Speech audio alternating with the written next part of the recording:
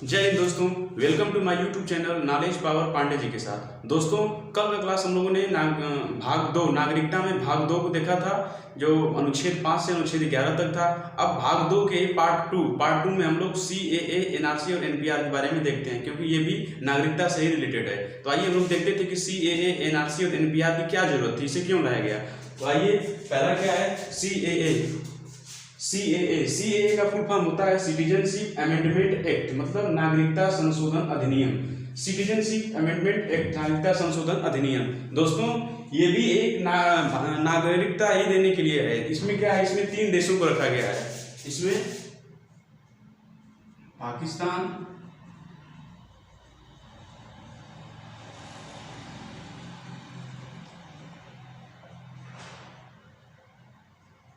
अफगानिस्तान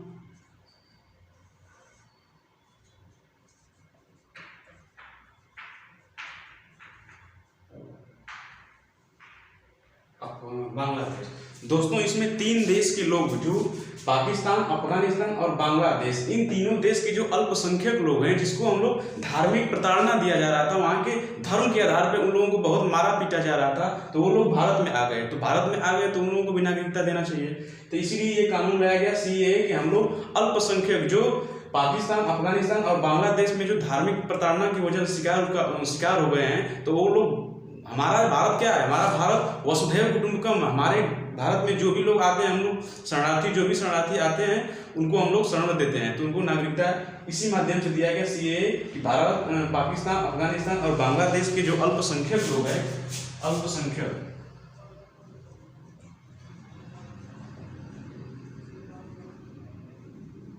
अल्पसंख्यक का मतलब क्या होता है कि देखिए, पाकिस्तान क्या है, मुस्लिम कंट्री है, अफगानिस्तान भी मुस्लिम कंट्री है, बांग्लादेश भी मुस्लिम कंट्री है। तो अल्पसंख्यक मतलब मुस्लिम के अलावा अगर और भी धर्म के लोग वहाँ पे हैं, रह रहे हैं, तो उनको ये लोग बहुत परेशान करते हैं, मारते हैं, पीटते हैं। अब भारत के जैसा नहीं है कि भारत में तो बहुत सारे धर्म के लोग रहते हैं, बहुत खुशी से रहते हैं, कोई दिक्कत नहीं। लेकिन इन देशों में ऐसा नहीं है। इन देशों में लोग धर्म के आधार पर बहुत परेशान करते हैं लोगों को, जो दूसरे धर्म के रहते हैं। तो इन लोगों को भारत में नागरिकता दी गई है CAA के माध्यम से। तो अल्पसंख्यक में क्या मुस्लिम आएंगे? अल्पसंख्यक में मुस्लिम क्यों आएंगे भैया? मुस्लिम तो वहां के बहुसंख्यक लोग हैं, जिसमें मुस्लिम को नहीं रखा गया है।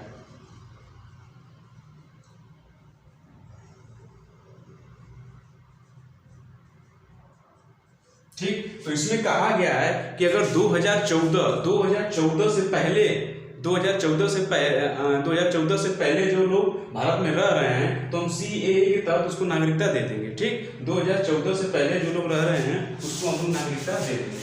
तीसरा क्या है, 2014 से पहले भारत में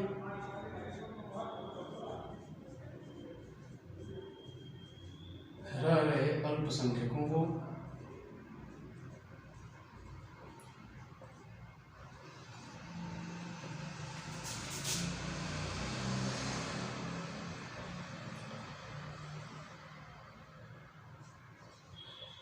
CAA के अंतर्गत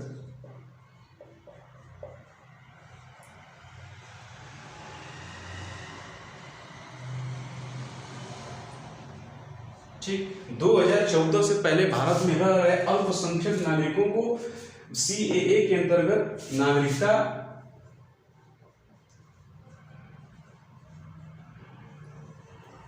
दी जाएगी। 2014 से पहले जो रह रहे हैं, उनको हम लोग नागरिकता दे दी जाएगी। तो भैया, इसका क्या फायदा है? CAA 2014 से पहले आप नागरिकता दे देंगे अल्पसंख्यक को, और वो अल्पसंख्यक कौन होना चाहिए? वो धार्मिक प्रताड़ना का शिकार होना चाहिए। धार्मिक प्रताड़ना, दूसरा पॉइंट क्या है? धार्मिक प्रताड़ना। धार्मिक प्रताड़ना,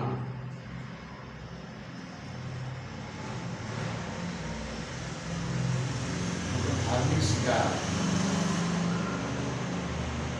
ठीक, धार्मिक प्रताड़ना के अनुसार वहां के धार्मिक शिकारी लोगों में धर्म के आधार पर उन लोगों से बहुत बुरा बर्ताव किया, उन लोगों को मारा पीटा गया है, तो ऐसे लोगों को हम लोग नागरिकता दे देंगे जो 2014 से पहले आए हैं। तो ये तो भैया ठीक है, ये तो ठीक है आप दे देंगे, तो फिर इसकी जरूरत क्या थी?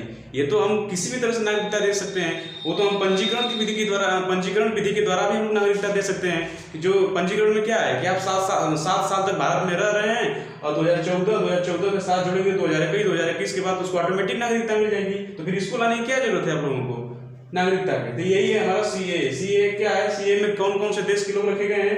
पाकिस्तान, अफगानिस्तान और बांग्लादेश। ये बांग्लादेश के कौन कौन से लोग अल्पसंख्यक हैं? अल्पसंख्यक में मुस्लिम लोग आएंगे, नहीं आएंगे, अल्पसंख्यक में मुस्लिम नहीं है। फिर क्या है, 2014 से भारत में रह रहे अल्पसंख्यकों को सीएए के अंतर्गत नागरिकता दे दी जाएगी। और किसको नागरिकता दी जाएगी? जो धार्मिक प्रताड़ना, मतलब धार्मिक शिकार, धर्म के आधार पर जिनको निकाला गया है। ठीक, ये है हमारा सीएए, यही हमारा सीएए। तो इसमें अब देखिए सीएए में गलती क्या हुआ है कि सीएए जब आप लोगों को इतना ही दया आ रही है उन लोगों पे, तो भाई 3 देश को क्यों रखे हैं? आपको म्यांमार है, म्यांमार से मिलाना चाहिए। म्यांमार में भी लोग बहुत धार्मिक प्रताड़ना का शिकार हुए, उनको भी लाइए। आप क्यों उसको छोड़ दिए हैं? जब आपको इतना ही है तो फिर 3 देश ही क्यों? एक देश और लाना चाहिए आपको। तो यही है, क्वेश्चन इसे पूछ देगा कि सीएए में कौन कौन से देश आते हैं, तो आपको बताना पड़ेगा पाकिस्तान, अफगानिस्तान और बांग्लादेश। इसमें कौन सा अल्पसंख्यक लोगों को नागरिकता दी जाएगी? अल्पसंख्यक में मुस्लिम आएंगे, नहीं आएंगे।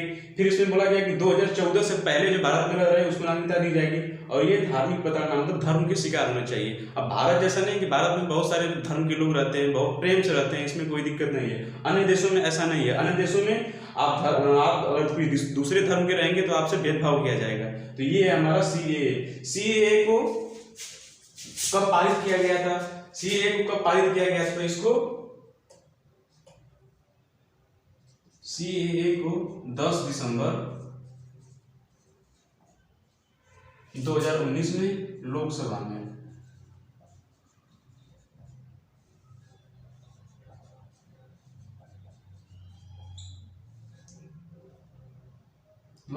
पारित किया गया।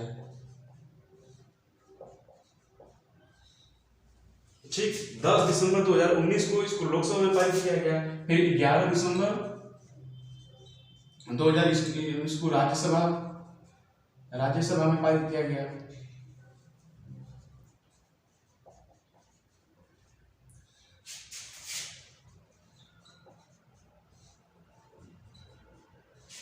और इसको 12 दिसंबर 2019 को इसको राष्ट्रपति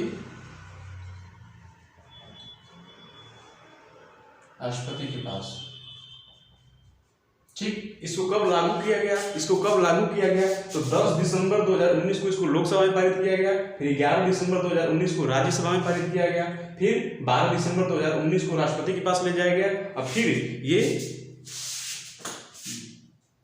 10 जनवरी 2020 को ये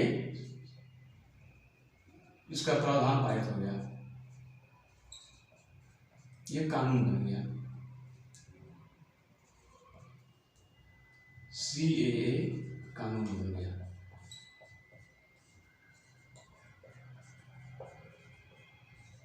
ठीक, कोई भी बिल कब पारित होता है तो पहले उसको लोकसभा में ले जाया जाता है। तो लोकसभा में जब पास हो जाएगा तो फिर उसको राज्यसभा में ले जाएगा। राज्यसभा में अगर पास हो जाएगा तो फिर उसको राष्ट्रपति की साइन हो जाएगी। राष्ट्रपति की साइन अगर हो जाएगी तो वो बिल पास हो जाएगा, मतलब एक कानून बन जाएगा। तो सीएए कानून बन गया है 10 जनवरी 2020 को।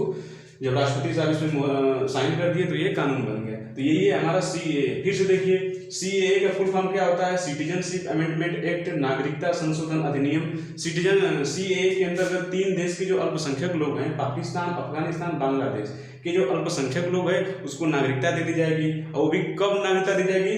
वो 2014 से पहले अगर भारत में रह रहे हैं अल्पसंख्यक को सीएए के अंतर्गत नागरिकता दी जाएगी। उसको क्यों नागरिकता दी जाएगी? क्योंकि वो धार्मिक प्रताड़ना का शिकार हुआ है। उसको धर्म के आधार पे उसको लोग अपने यहाँ से बहुत भगा दिए हैं, इसके आधार पे नागरिकता दी जाएगी। तो यही है 10 दिसंबर 2019 को लोकसभा में, 11 दिसंबर को राज्यसभा में और 12 दिसंबर को राष्ट्रपति जी साइन कर दिए। फिर उसके बाद 10 जनवरी 2020 को ये कानून बन गया। तो ये है आपका सीएए। ठीक, कोई दिक्कत? अब आते हैं हम लोग एनआरसी। ये है सीएए। अब आते हैं एनआरसी। एनआरसी देखिए क्या होता है।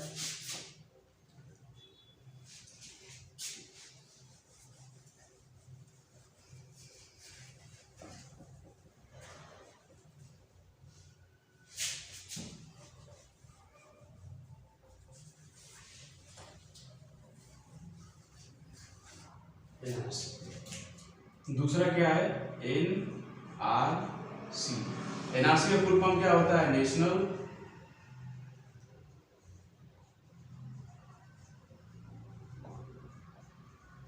National register of citizens.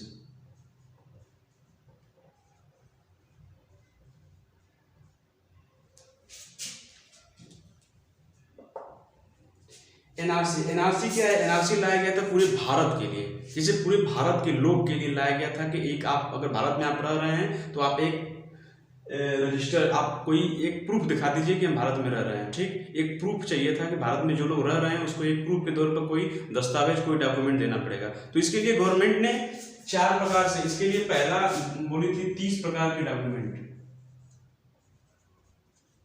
30 प्रकार के दस्तावेज उसमें था। इसमें पहला था 30 प्रकार के, कोई भी 30 प्रकार के दस्तावेज था। 30 में से कोई आपके पास अगर एक भी है तो आप एनआरसी के अंतर्गत आ जाएंगे। दूसरा इसमें क्या आ गया, इन 30 में से आपके पास कुछ नहीं है तो दूसरा क्या था कि आपको 4 महीना 4 मंथ का टाइम मिलेगा आपको। 4 महीने के अंदर आपको कहीं से भी खोज के लाना पड़ेगा। तीसरा अगर ये भी नहीं है तो आप सुप्रीम कोर्ट के पास जा सकते हैं। ठीक,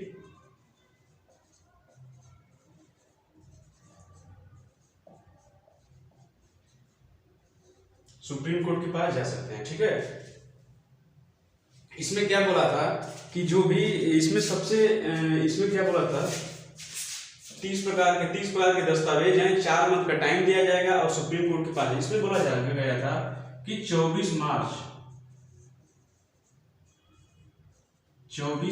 1971 से पहले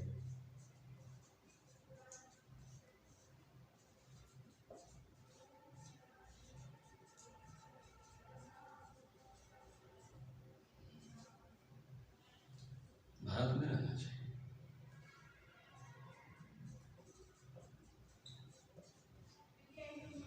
ठीक, 24 मार्च 1971 से पहले आप भारत में रह रहे हैं तो आपको ये डॉक्यूमेंट, आपको ये तीनों में से कोई भी आपको डॉक्यूमेंट दिखाना पड़ेगा कि हाँ भैया हम 24 मार्च 1971 से पहले ले रहे थे।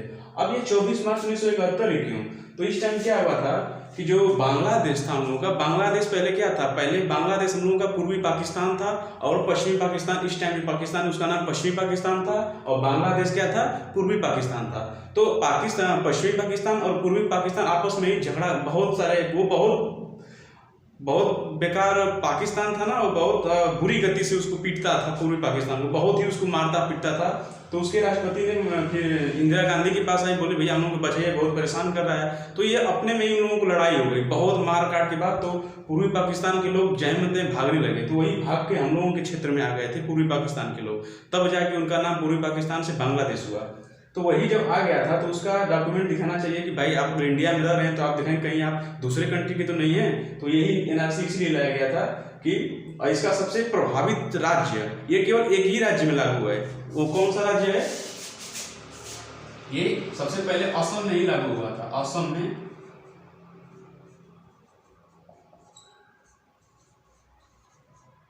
ठीक, असम में क्यों लागू किया गया? क्योंकि असम क्या है, बांग्लादेश के एकदम समीपवर्ती राज्य देश के ये अधीन आता है असम, इसलिए असम को पहले किया गया। कि असम जब किया गया तो असम के बहुत सारे लोग अवैध साबित हुए, लेकिन ये पूरा अच्छी तरह से भी नहीं हुआ। इसको पहले तो अभी तो पूरे देश में लागू नहीं है, अभी तो ये असम में ही है, लेकिन आने वाले समय में पूरे देश में भी लागू हो सकता है। ठीक है, अगर अच्छे से सब कुछ चलता रहा तो पूरे देश में लागू हो सकता है। तो इसमें कोई घबराने वाली बात नहीं है। आप 30 प्रकार कोई भी अगर आप रह रहे हैं तो उसमें डरना क्या है? आप, हम लोग के पास क्या है, कोई 10 का मार्कशीट है, कोई LIC पेपर है, कोई भी आपके पास दस्तावेज है तो दे दीजिए, आप हो जाएगा आपका। और नहीं भी है तो 4 महीने का टाइम भी गवर्नमेंट दे रही है आपको, 4 महीने के अंदर खोज लीजिए। ठीक है, अगर वो भी नहीं हो रहा है तो फिर सुप्रीम कोर्ट के पास चले जाइए। सुप्रीम कोर्ट अगर बोल देगा कि ठीक है भैया आप रहिए तो आप रह सकते हैं, कोई दिक्कत नहीं है। तो इसमें झूठ मूठ कुछ दिक्कत इसमें नहीं है, आराम से ये सब कर सकते हैं। ये जरूरी भी है क्योंकि भैया कहीं भी देश में आप रह रहे हैं तो कुछ तो दिखाइए कि ऐसा वसुधैव, हम लोग का इंडिया वसुधैव कुटुंबकम है। इसका मतलब ये थोड़ी ना कि जो का मन हो सब आकर इसी में रहने लगे, ऐसा कोई बात नहीं है। आपको कुछ दिखाना पड़ेगा प्रूफ। जैसे हम लोग का आधार कार्ड है, हम लोग का बैंक पासबुक है, हम लोग का 10th का मार्कशीट है, 12th का मार्कशीट है, तो ये सब हम लोग का क्या है, दस्तावेज है। तो ये है एनआरसी। ये इसको कब लागू किया गया था? तो इसको 20 नवंबर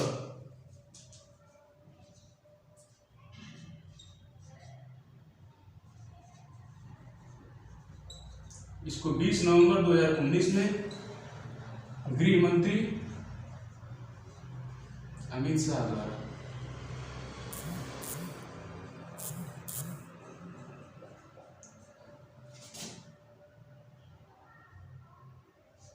ठीक है, इसको 20 नवंबर 2019 में इसको गृह मंत्री अमित शाह के द्वारा ऐसा किया गया था। तो ये है हमारा एनआरसी। ठीक है, एनआरसी समझ में आया?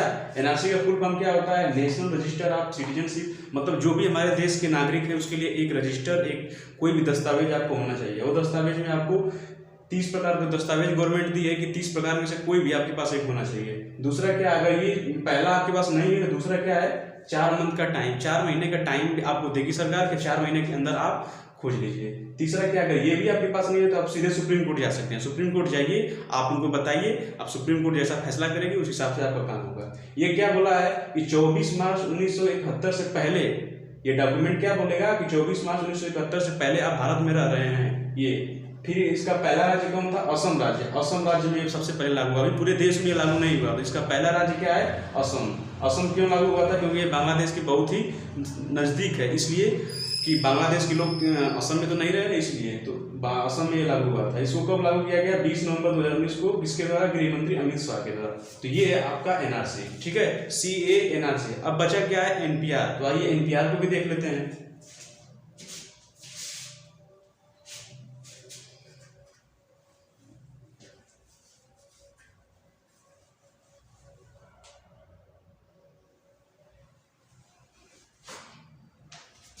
तीसरा क्या है? एनपीआर। एनपीआर का फुल फॉर्म क्या होता है?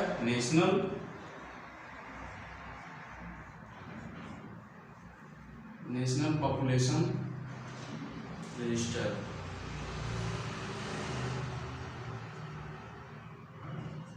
देखिए एनपीआर वो होता है, देखिए जैसे पहले हम लोगों की जनगणना जब होती थी तो जनगणना ऐसे होती थी कि कोई हम लोगों के घर पे आता था, और जैसे मान के चलिए हम सपोज हम लोग कहीं बाहर या तो पढ़ने गए हैं या कोई नौकरी करने के लिए गया है, तो ये घर पे तो पूरा बता दिया जाता था कि हाँ इतने इतने सदस्य हैं, और जहाँ वो बंदा गया है वहाँ भी होता था तो वहाँ भी वो अपना लिखवा देता था। इस तरह दिक्कत हो जाती थी, तो यहाँ भी जनगणना में उसका नाम आ गया और वहाँ भी जनगणना में उसका नाम आ गया। इस तरह से भैया बहुत दिक्कत आने लगी। इसलिए एनपीआर ये कहता है कि आप कोई भी देखिए ग्रामीण